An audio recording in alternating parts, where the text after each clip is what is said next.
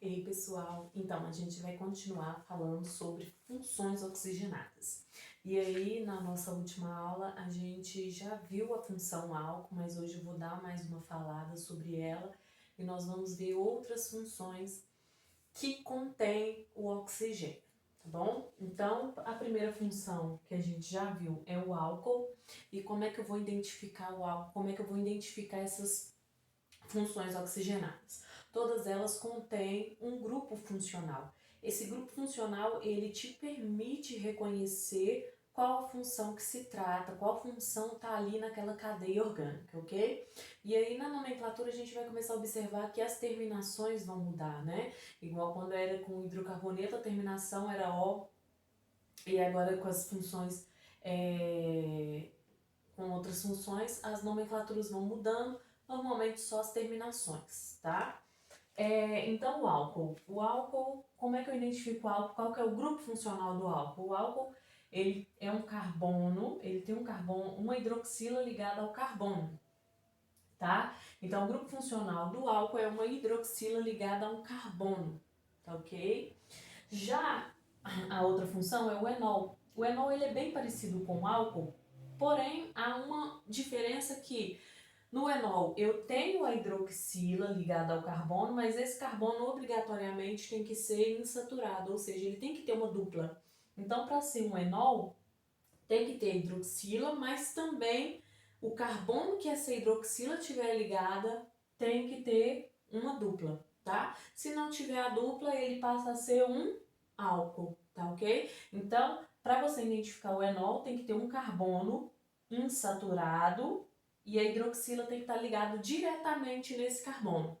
Então, quer dizer, se a minha cadeia tiver uma dupla, não quer dizer que ela vai ser um enol, ela pode ser um álcool, tá? O que vai definir isso é a hidroxila tá ligada ao carbono que tem a dupla, tá ok? E aí a nomenclatura do enol continua sendo a mesma para o álcool, né? A única diferença é que a gente vai começar a identificar a dupla, que a única diferença é essa, né? A dupla, a terminação continua sendo ol, né? No final lá eu vou colocar ol. Então como é que fica essa nomenclatura do enol? Tem dois exemplos aqui, né? Eu identifico que é um enol por causa do grupo funcional, olha só. Eu tenho um carbono ligado, a hidroxila ligado diretamente no carbono que tem dupla. Então é um enol. Quando eu for dar nome a esse enol, eu conto quantos carbonos que tem, são 2 carbonos.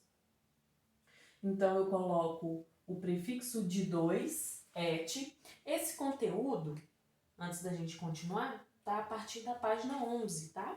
A partir da página 11 a gente já começa a falar sobre o enol, tá ok? Então, et, porque são 2, tem uma dupla ligação, então eu coloco o em, para identificar que tem uma dupla, e a terminação que é ol, tá? Então, assim que dá nome a um enol. Aqui eu já tenho 3, tá certo? E aí é necessário identificar onde que está a minha dupla e aonde que está o meu OH. Então eu vou numerar a minha cadeia. 1, 2, 3, ok? E aí são 3, prefixo de 3 é prop, ok?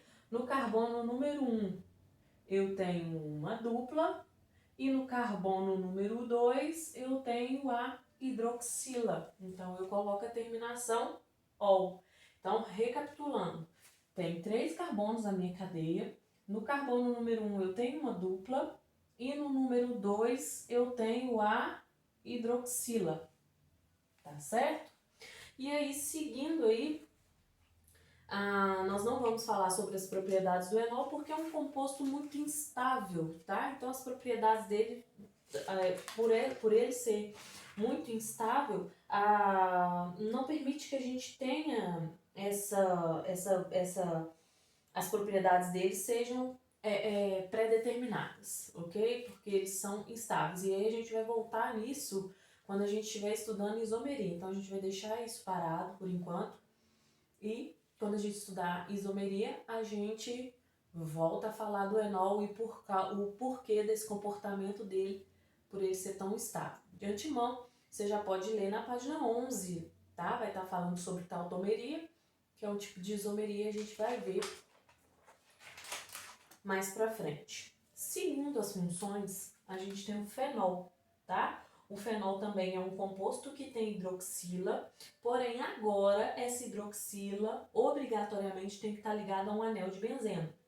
Então, para ser fenol, eu tenho que ter a hidroxila ligada diretamente no anel de benzeno. Por que eu estou falando diretamente? Porque caso aconteça isso aqui, ó, eu tenho o anel de benzeno, eu tenho um CH3, um CH2 e um OH. Olha só, o OH não está ligado diretamente no anel de benzeno. Então quer dizer que isso não é um fenol, isso é um álcool, tá? Por quê? Para ser fenol, a hidroxila tem que estar ligado diretamente no anel de benzeno, tá ok? Então, se não tiver ligado diretamente no anel de benzeno, que é o exemplo que eu estou dando aqui, ó, isso aqui é um álcool aromático, tá? Por que álcool aromático? Porque a função é álcool, porque tem o OH e tem também o anel de benzeno, por isso um álcool aromático, tá? E aí, a partir da página 12, nós vamos ler sobre, né, o fenol, né, essa função fenol. E aí, a gente já vai lembrar que o fenol mais comum, né, o representante mais comum dessa função é o fenol, tá? Na página 12 tem um quadrinho, tá? Depois vocês vão ler, falando a respeito do fenol, ok?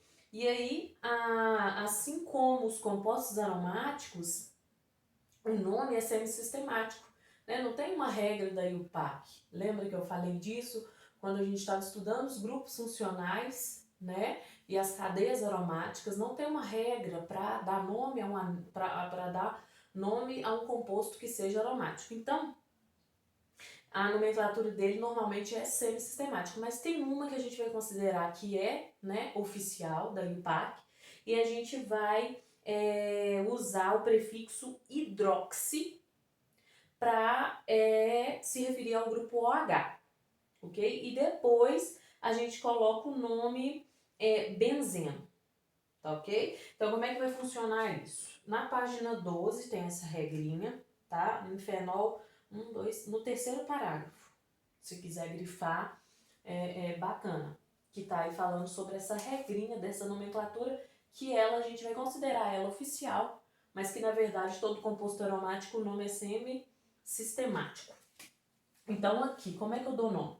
Eu já vi que eu vou usar o prefixo hidrox para identificar o OH. Como só tem um, eu vou colocar hidroxi. Identifiquei que tem um hidroxi aqui, que é o OH. E o nome da cadeia aqui, nossa cadeia principal, que é o anel de benzeno. Então, hidroxibenzeno. Ok? Quando eu tiver mais do que uma hidroxila ligada ao anel de benzeno, eu vou numerar para identificar onde elas estão. Então, começo aqui, 2, 3, sempre levando em consideração que elas têm que receber os menores números possíveis, né? Então, eu comecei daqui, vim descendo para essa receber o menor número. Se eu quisesse começar daqui, eu também poderia.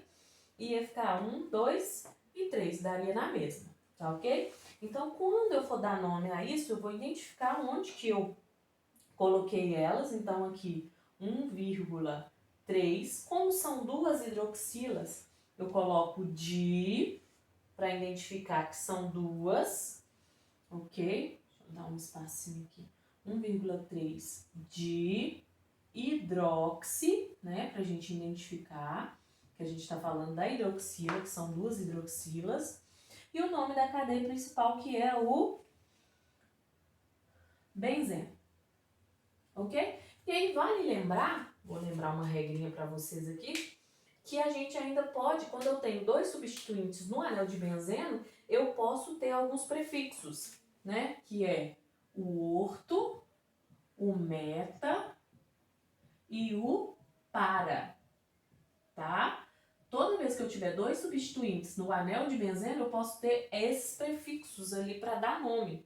E aí, que indica o orto é a posição 1,2, meta 1,3 e para 1,4, ok? Aí, o que isso vai mudar na sua nomenclatura, que ao invés de você escrever 1,3, você poderia escrever meta de hidroxibenzeno, né? Se fosse a posição 1,2, ao invés de eu escrever 1,2, eu poderia usar o prefixo orto, orto de hidroxibenzeno, ou simplesmente só inicial, né? O, M e P. Eu também posso usar.